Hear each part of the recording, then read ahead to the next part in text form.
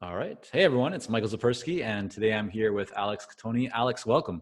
Hi, thank you so much for having me, Michael. It's a pleasure. Yes. So, Alex, you are a copywriter, a speaker, a founder of the Copy Posse, where you have a community and you've helped scale multi-million-dollar brands. You've worked with companies like Shopify, Mindvalley, numerologist.com, many others. But I think your story, at least where we're going to start off, is interesting because I think it was 2008 or so when you actually planned to go to law school, but instead of going to law school, you ended up hopping on an airplane and flying to Malaysia. So tell us what was going on. What took you kind of halfway across the world, and why no law school and Malaysia instead? Yeah, it is funny when you hear it back. Like I was gonna go to law school, but instead I decided to move to Malaysia, which is exactly what happened. I don't know, like many people, I went through high school and university thinking there was only maybe one of six options of careers that I could have. I Mm-hmm. come from a very academic family, professors, doctors. And so I thought, you know what? I'm going to make a really good lawyer one day, and went to business school, majored in business law, graduated, and like many people decided, okay, I'm going to save up some money, take a gap year while I study for and write the LSAT. Mm-hmm. And my dream was to move to Vancouver and go to UBC Law School. I live in Vancouver now. Have only been on the UBC campus maybe once or twice to go for a hike or go to Yeah. Rec Beach. But yeah, essentially I was bartending, and I just was really I had this nagging feeling that I didn't really know if I wanted to be a lawyer, which is scary. I think a lot of people can relate to that feeling of being on this path and you're like, is this what I want? Whether that happens in university, after university, when you're in your 40s, 50s, I think a lot of people can relate to that feeling. And I think I was kind of scared to admit that I didn't want to, because my whole life up until that point had been pointing me in that direction. I majored in business law. I did all this extracurricular to make my resume more appealing, all so I could get into law school. Mm. And, you know, I have to actually give a shout out to my dad, my stepdad, who's just the most amazing entrepreneur and, quiet guy and unassuming, but I think he probably saw something in me that a lot of other people didn't. And I think he knew that I didn't want to go to law school. And it was one morning, because I didn't mention I was back at home living with my parents as I was bartending. My dad put this newspaper article under my door. And the headline just simply read, "Female attorneys have highest depression rate," something like that. And to He was me, trying to give you a little sign, huh? yeah. And to me, I was like, this is the permission I needed. That was my Mm. dad's way of saying, are you sure you want to do this? And he had been telling me for a long time, like, I could totally see you working in like advertising or marketing. And I'm like, no, dad, I'm going to be a lawyer. Like, I was so convinced. And it was after that I thought, okay, I'm going to toy around with the idea of maybe not doing law school right away. I hadn't Mm. quite bought into the whole, I'm not going to go, but I thought maybe there's something I can do just to see if there's another avenue or opportunity for me. And that, through this sort of random series of events led me to finding this company called Mindvalley, which at the time was a small startup based in Kuala Lumpur, Malaysia, Mm-hmm. who had, I don't know, maybe 10 employees. I don't quite know the exact number, but it was small. And I found this company online, and I remember their website said, if you're a God-gifted genius, we'll hire you. And I remember thinking, there is no way in hell that I'm going to get this job, but I'll apply anyway, because, as long as I have an iron in the fire, I can feel less bad about bartending and living at home with my parents. And long story short, I mean, it's pretty crazy now after it's all happened. And even after I got the job, the fact that someone at Mindvalley saw that email, opened it up, decided to interview me, and then literally a month later, I was selling my car, packing my bags, and moving to Malaysia to accept an internship there. It's kind of crazy. So talk to us a little bit about that, because I think it's very interesting. Like you accepted an internship, right? You started kind of at the quote unquote lower levels within a company. Oh, yeah. And you may not had kind of the business chops in terms of being in the real world conducting business, but here you are, law degree, you've invested a lot of time and energy and money into developing that kind of high level of academia. And then you go to an internship, and afterwards you rose up in that company, right? And you accomplished a lot. We'll talk about that. But I think a lot of people might kind of wonder, like, I'm interested in your perspective. Why were you okay starting at an intern level? Why not, did it ever cross your mind, like, no, I'm not going to start at the bottom. I have more qualifications. I've accomplished more, and I would never, begin at that level. What was, any thoughts like that kind of percolating in your Yeah, mind? I mean, I think, there's always a little bit of ego that comes into play. It's kind of like, oh, is this really, I made $800 a month Canadian working at Mind Valley for the first, I don't know, while. It was a Mm-hmm. while. But I think what it came down to was, if you're really connected to a path, it doesn't really matter what it looks like. And I think far too many people get hung up on sort of the ego side of things, of what they should be, getting paid, or Mm-hmm. what that ought to look like. And the truth of the matter is, if something feels aligned, you should be willing to do it for free. Mm-hmm. Yeah. Hey, Alex, your audio just went out. Can't hear you for a second. No, still can't hear you. Let's see. Oh, hold on. Almost heard you for a second there. Am I back now? Yeah, you're back now. Okay, I'm sorry about that. I don't All know good. what happened. It's weird. Zoom glitch. Yes.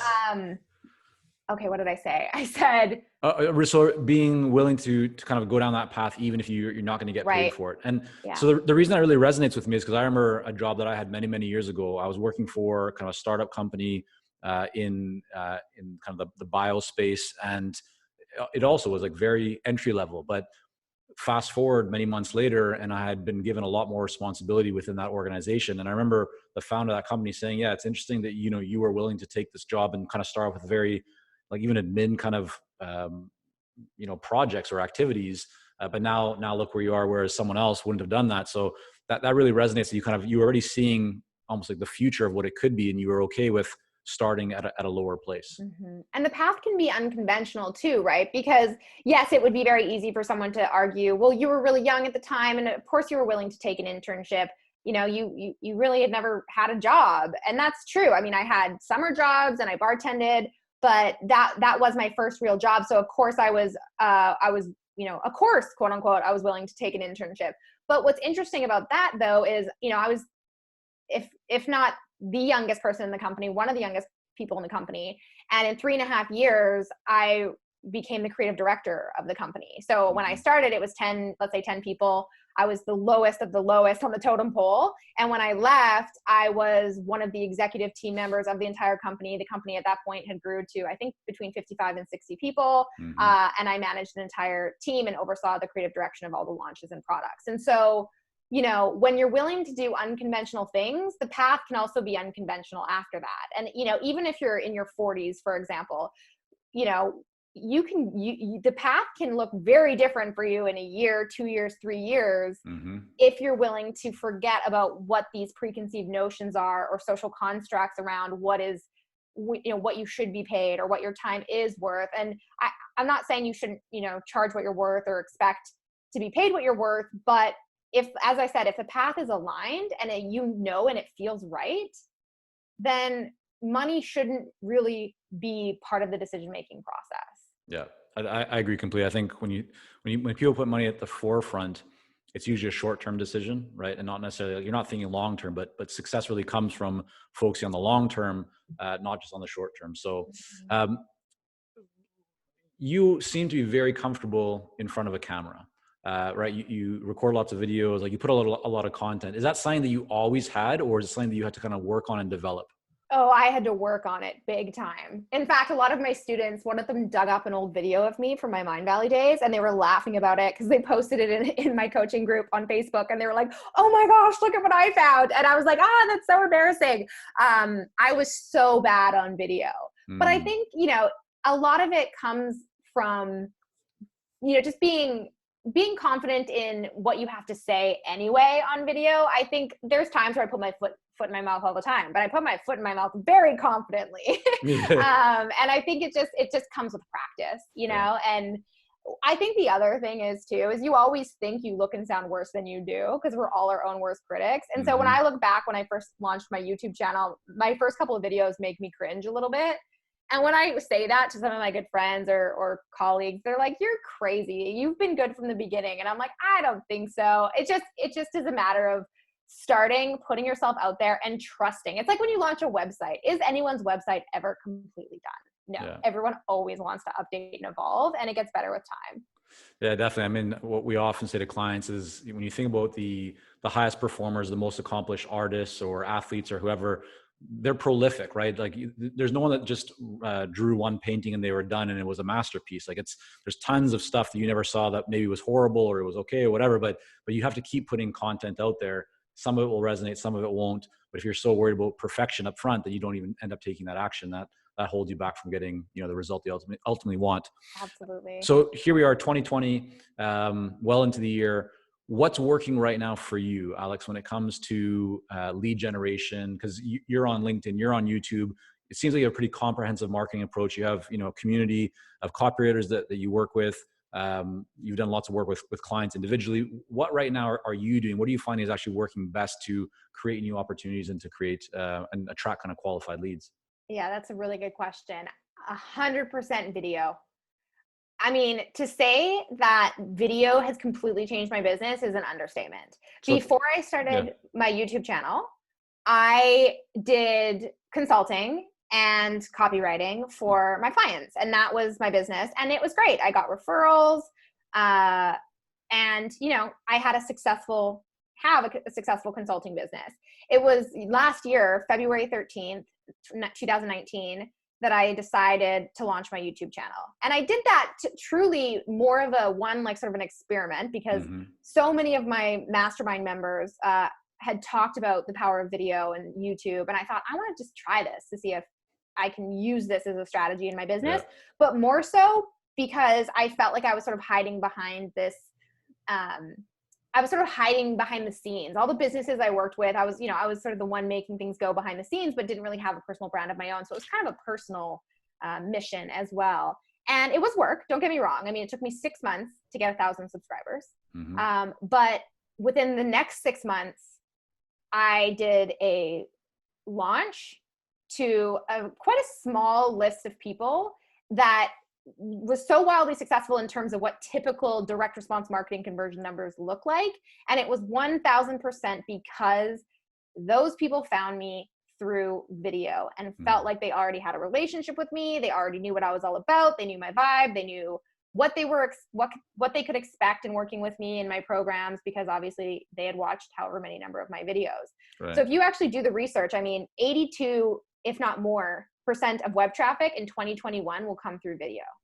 So if you're not using video in your business, you're missing a huge opportunity. So what does that look like? I mean, specifically, because anyone can slap a video on YouTube, but it doesn't necessarily mean it's going to attract people or even be visible. And we're a really good example of that. I think we have at this moment, I don't know, something like under 4,000 subscribers, but we have lots and lots of content up there, but we haven't really done a lot around promoting that content. We have other channels that we focus on more.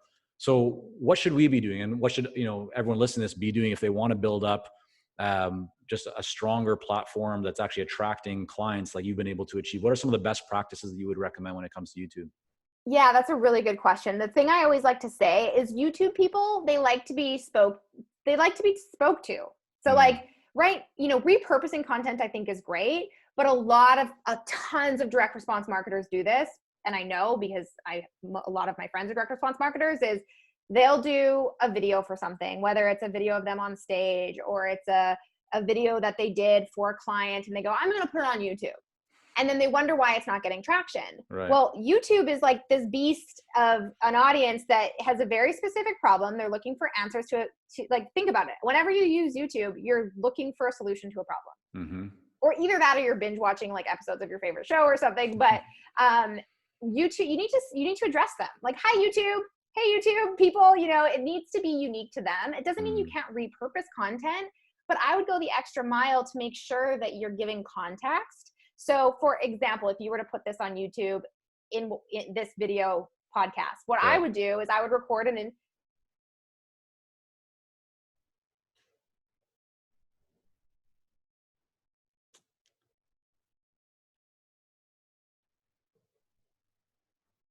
Hey, Alex, you there? Looks like we're frozen. Are we Oh my back? goodness, I'm having major tech difficulties. Yeah, can you hear me? I can, yeah. Go Okay. ahead. So you were saying if you were to take this, uh, podcast session and put up on YouTube, what would you do? Yes, that's right. If I were to take this video podcast and put it on YouTube, I would record a specific intro Mm-hmm. for the YouTube audience and say, you're going to want to watch this interview with Alex because you're going to learn these three things. Title it very specific. Make Mm-hmm. it that this is the exact problem that you're going to have solved if you watch this video interview. And then, of course, you want to acknowledge them, thank them for liking, subscribing, all of those sort of things, because YouTube the YouTube audience is so engaging and Mm-hmm. they expect that level of engagement back. And so by just taking any old video and plopping it on YouTube, you might get some views, but you're not really going to grow because it's obvious that you're not creating content for that audience. Got it. That makes a lot of sense. So making it very specific to the YouTube audience, essentially get them excited up front about why they should even stick around. What are they going to learn in this video? And is there anything else that you've done to really grow engagement or to be able to get more people reaching out to you from your YouTube videos? You know what's interesting is as strategic as I am, I'm not very strategic with my YouTube videos. I mean, the way I look at it is I want to create video content and I want to share strategies. And as long as I'm helping people, I'm sort of doing my job. And so I didn't go into it with like this whole big, okay, I'm going to include a call to action for people to get this or do that. And I'm going to build my list. And honestly, I treated it very organically. I think if I were to look at my month's worth of content, I do a video once a week. I would say 3 of those 4 videos are very, very specific tactical copywriting tutorials, because most of my audience, they stick around because they want to learn copywriting skills and become better copywriters. 1 out of every 4 of my videos, I'll do a little bit of a broader range of a topic that's going to bring in more people who might not know that they want to know copywriting, but they want to know a side hustle that they can do from home. That would be an example of a topic that casts that broader net. And, I try to be strategic in that way, but honestly, the YouTube algorithm is its own beast. Like I'll have videos that just will pop and do so well, and videos that I think are just pure gold kind of just float, they're like middle of the road, not that good, whatever. Yeah, so I don't try to be too strategic because I think you'll just get let down. I try to go in with like, as long as I'm adding massive amounts of value, I'll include a call to action in the description to join my email list. If there is truly something of value that I can give that's going to be supportive to what the video content is. If not, I don't include a call to action for people to sign up on my mailing list. It's just a very sort of organic thing. I've even noticed that me saying comment below doesn't make people comment below more unless I have a really specific reason for them to comment below, which makes sense. But I say, careful not to fall into that trap of like, subscribe, comment, share, because people are just like, what do you want me to do? I'm confused. So it has to sort of be this natural conversation where you're getting engagement organically as opposed to asking people for it, unless it makes sense.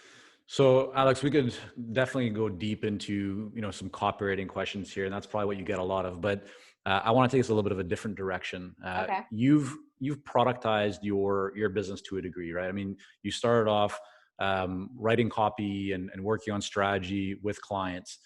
And then you've now built out a community, a mastermind, and it really looks like from the outside that you've done a lot of kind of productization, developing systems and finding ways to create more leverage. Just walk us through kind of like what you did in your business to take your skills, your expertise as services that you would provide one-to-one to actually be able to productize it to now where you're able to serve, many at one time. That's such a good question. And I think a lot of consultants can relate to this, right? In the beginning, you're starting your consulting business and it's all about just like breaking free from the 9-to-5, right? So if you can get a client, you're like laughing. And then it gets to the point where all of a sudden you realize like, I'm trading time for money and I will only ever be able to do so much because I only have so many hours in my day. And what if I want to take vacation?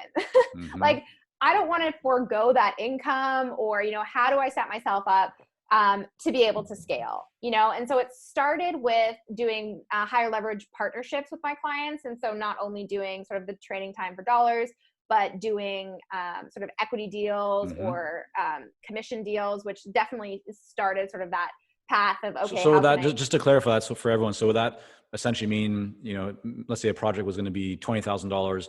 Well, instead of them just paying you $20,000, maybe you would get paid like 5,000 or 10,000, but then you would get a percentage of, of sales or above a certain level, that kind of thing. Exactly. Yeah, exactly. So, with one of my biggest clients, instead of charging, really high monthly retainer, I charge a lower monthly retainer and then a percentage of ongoing sales as a result of my copy. And how does all that work for you? Like, has it worked out well for you? Any big mistakes that you've encountered in doing those kinds of deals that you think people should be aware of? Yeah. I mean, I think that I'm only a big fan of doing any sort of commission or equity deals when you have a really great relationship with the client. And part of that is because it all sounds great up front when they're promising you the moon and like they're going to send 1 million people to the website and you're going to get 5% of sales. And then all of a sudden you realize you have no access to the stats or data. You have no idea if what they're telling you is accurate or not. You don't know if you should be invoicing. Like it just becomes really convoluted. And so as much as possible to set that expectation up front. So, we're both accessing the same stats. I can see them. There's checks and balances in place. There's no confusion as to what my invoice will be for the commission amount that month.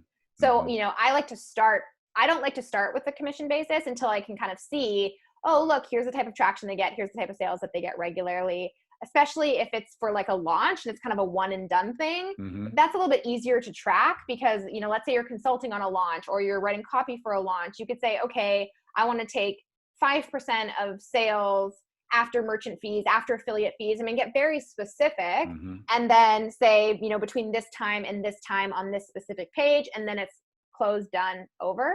Right. Ongoing, it becomes more tricky because you want to make sure that, you're not getting the wool pulled over your eyes and that there's trust there. So, you're coming at it from a place of being empowered as opposed to kind of being confused as to how much money you're supposed to make. Got it.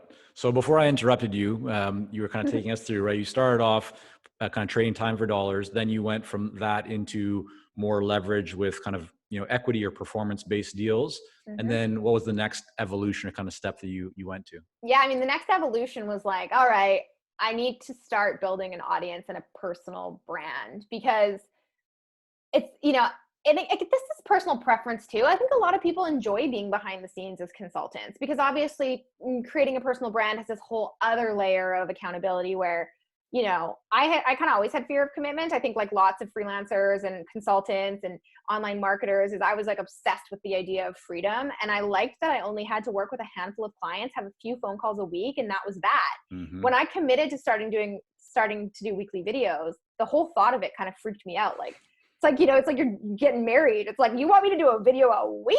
What? Like, it just seemed so crazy. But I really knew for me that was my edge and that I needed to really lean into that. And so I did it. I made the commitment. I have a lot of friends who are, do amazing things on YouTube, like Sunny Lenarduzzi and Sarah Crisp at Wholesale TED. And so many friends who really encouraged and coached me to say, go ahead, you should start this. I think you would really enjoy it. And then it was a grind. I was creating a video, a well-produced video once a week, with not a lot of return, but I enjoyed it. And so I think for people who are listening, who are experts on something, if you really enjoy talking about it, if you find yourself going on tangents when you're like with your friends and you're talking about work, it means you like it well enough that you could probably do a YouTube channel or at least a blog or a podcast or something to start building out that audience. And then for me, it was a very natural and organic process. I mean, I'd like to say that I was super strategic and I knew that, a year after starting my YouTube channel, I would do a launch, and I didn't. To me, it was more about what I thought at the time when I was starting my YouTube channel was that it would be more an authority engine so that I could work with higher level clients and make more money. I didn't realize that there would be such a demand for the B2C kind of consumer, education side of my business. And so my followers just started asking me, when are you creating a course? When are you creating a course? So just to clarify for everyone, so kind of historically you were working and providing services to other businesses and organizations. And then what you found as you were doing that is that there's kind of the whole other side of other copywriters who essentially want to learn from you and gain your insights, knowledge of how you built your successful kind of copywriting, consulting, strategic kind of direction business for themselves. Okay. So what did that then look like once you decided or saw there's a lot of people that have an audience now that wants to tap my, into my brain for my experience and expertise? What did you do? How did you actually go about now kind of productizing and developing that offering? Yeah, that's a good question. So I had a bunch of people ask, when's your course launching? When's your course launching? It was in November of last year that I said to my team, hey, I think I'm going to launch a copywriting course in January. And they were like, wait, what? And we just kind of committed to it. And we came up with a loose framework of a 8-week coaching program. Mm-hmm. We wrote the sales page, got it developed. And then of course, being a copywriter and a marketer, I did sort of all the launch planning and the writing of all the launch assets and everything myself, but essentially launched the program without ever having created it. Right. Of course, I was very upfront with that on my sales page, but it was also my reason for giving a discount. I said, this is the first ever coaching program I'm doing. So I'm going to give it to you for $2,000, which is far cheaper than I would ever pay for one-on-one consultations with my clients or mastermind members or anything like that. And I said, so yeah, you're going to get a discount in exchange for feedback. And then I created the course module by module a couple weeks ahead of of me doing it live with my students. And we just finished actually. So it went really, really well. And now I'm going to be following up with all of them, getting their feedback, getting testimonials. It's been this organic process of being so upfront about it. And it's so forgiving. People are so forgiving too. Like, I think the thing what I love the most about it is my students know this is the first time I'm doing this. So they're like, oh, next time you might want to consider doing it like this. And I'm like, oh my God, you guys are geniuses. Thank you. Like, they're helping me as I create and refine the offer. Yeah. And so how do you kind of manage the other aspects of your business? Are you spending time now still working with organizations, writing copy for them and doing strategy with them? Or have you shifted to almost all of your time? Like, how are you kind of splitting your time and managing everything that you're doing? That's a really good question. So I put 90% of my client work on hold for the time that I was doing the program. And that's just because, again, next time I do it, now the course is created, I just have to show up and teach it. I don't have to go through creating all the slides and all of that. But I did put most of my client work on hold. I kept my longest running, highest paying, biggest clients on board. But everything else that sort of, came to a natural end at the end of last year. I purposely didn't sign on any more clients, and just let them know that, hey, there's a bit of a waiting list starting again in May, which, again, created sort of an essence of exclusivity and scarcity. And, I knew that would pick right back up again, but I wanted my team's focus on helping me with the program until it finished. And then, so what are you thinking now? Are you planning to kind of start opening up the gates a little bit to new consulting, copywriting kind of strategy projects? Or do you feel like you just want to lean more and more into working with other copywriters? You know what? That's something I'm figuring out as I go. I thought a lot about it, and I really love the element of doing while teaching. Because I think it's really easy for people who were once experts at something, and then they were like, I'm going to start a YouTube channel. And then it's like, oh, when's the last time you were paid to do that? And so I really love that as I'm continuing to teach, I'm also working with clients and learning as I go as well.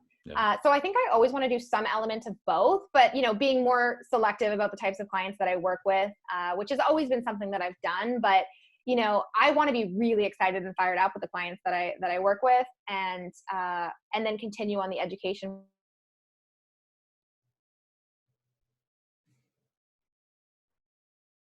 Oh, we're definitely having a few tech issues.